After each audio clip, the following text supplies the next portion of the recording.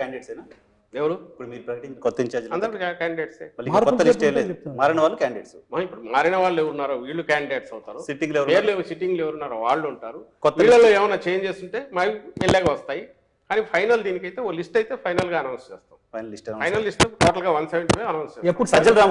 అన్ని చేంజెస్ ఉండవు కాబట్టి ఉండని కూడా అనౌన్స్ చేయాలి కాబట్టి ఫైనల్ గా ఓ లిస్ట్ అనౌన్స్ చేస్తాం.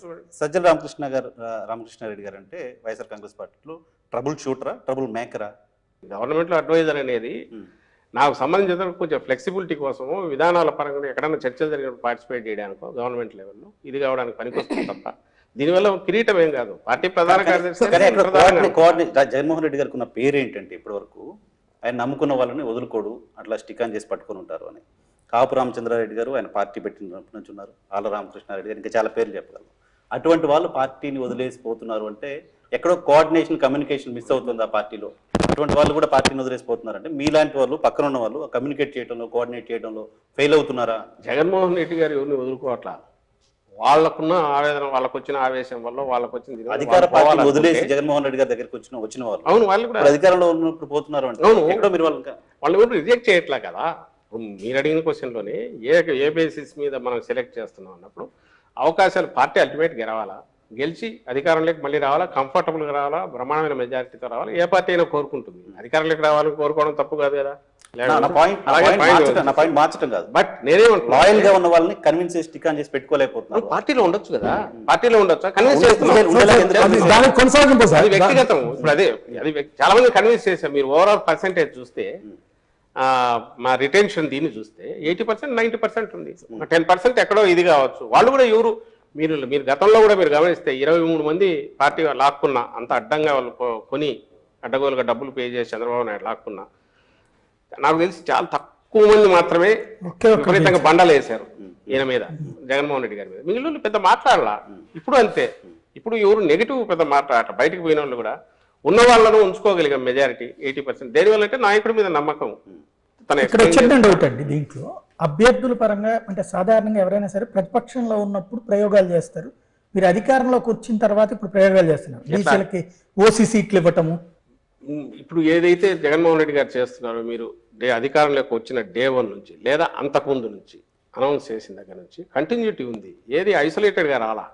బీసీ డిక్లరేషన్ అని చేసినా, ఆ రోజు సీట్లు పెంచాలని చూసినా, ఆ తర్వాత అధికారంలోకి వచ్చిన రోజు నుంచి స్టెప్స్ వేసుకుంటూ పోయింది చూసినా, చట్టం చేసి నామినేటెడ్ పోస్టులో వీళ్ళకు 50% ఇవ్వాలని మహిళలను మర్చిపోయారు, మహిళలను పెట్టాలన్నా.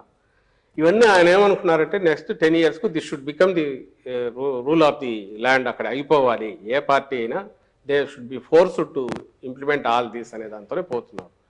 రెండో పాయింట్, వీటన్నిటి కల్మినేషన్ లేదా దాన్ని ఏమంటాం, కొసరలాగా వచ్చేది ఏదైనా ఉంటే విజయం. ఎలక్షన్ల విజయం టార్గెట్గా అయితే ఆయన పనిచేయట్లా, డే 1 నుంచి పనిచేయట్లా. నేను చేసిన పనులు ఖచ్చితంగా జనం బ్లెస్సింగ్స్ ఇచ్చేట్టు చేస్తాయనే విశ్వాసం.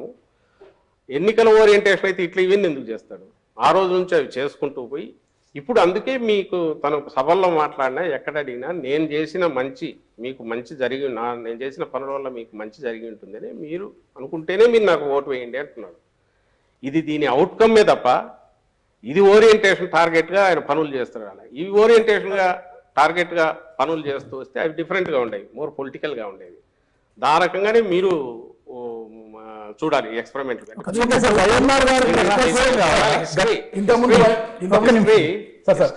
ఎలక్షన్ల తర్వాత గెలుపోవటంలో అనేది ఆయన ఇప్పుడు కూడా అంటుంటారు, మనం చేయాలనుకున్నది సిన్సియర్గా నమ్మి చేశాము, ఈ రిజల్ట్ ఎట్లన్నా ఉంది అని.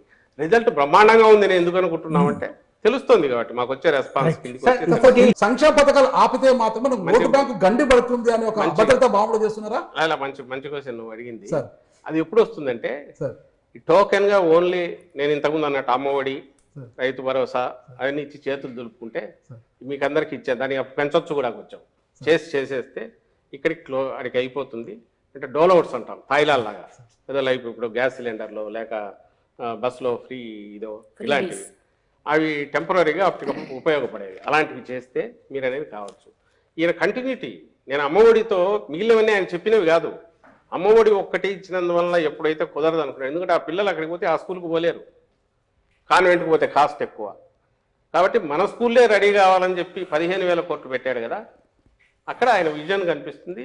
నాట్ వాళ్ళ ఏదో అది ఊరికే సంక్షేమం అనేది కనుక కాదు.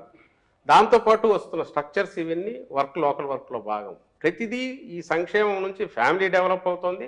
ఫ్యామిలీ ఓరియంటెడ్గా ఏదైతే మనం చేస్తున్నాం సంక్షేమం, దాంతోపాటు సొసైటీ డెవలప్ అవుతుంది. పవన్ కళ్యాణ్ గారు బలవంతుడా బలహీనుడా? పవన్ కళ్యాణ్ బలవంతుడిగా చూస్తున్నారా బలహీనుడు? మేము బలవంతుడు జనం చూడాలా, మాకేం సంబంధం? బలవంతుడు కానప్పుడు అంత టార్గెట్ ఎందుకు చేస్తున్నారు పవన్ కళ్యాణ్? చేస్తున్నాం.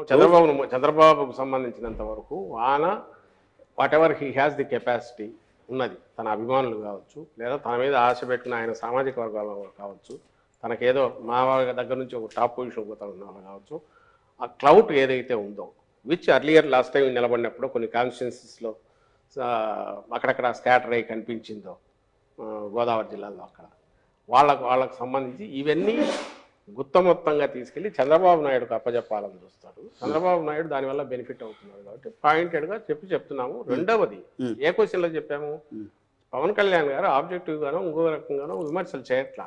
చంద్రబాబు నాయుడు ఏది ఇస్తే దాన్ని స్క్రిప్ట్ చదువుతున్నాడు ఒకటి.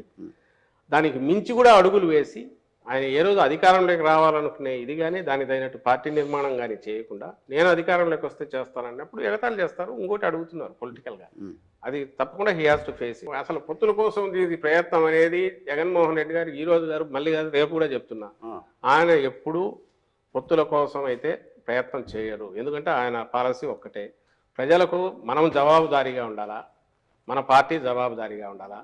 నలుగురితో పెట్టుకుంటే ఎవరి తరపున మనం వకాలు తప్పించుకుంటాము, జనానికి ఎట్లా చెప్తాము. అందువల్ల వాళ్ళు కూడా అట్లే చేయాలి.